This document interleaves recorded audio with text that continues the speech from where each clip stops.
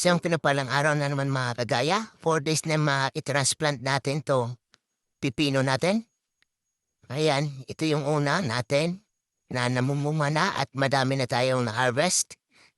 Ayan, so patuloy pa rin siyang namumunga.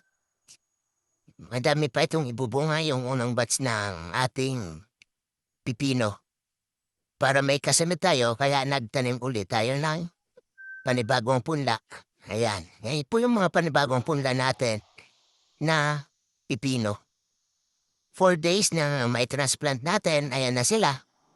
Ang lulusog. So, kasi na-observe natin dito sa unang batch na maganda yung bunga ng ating pipino dito sa ating aquaponics setup. So, ang dami na nating harvest dyan, patuloy pa rin namumunga yung unang batch.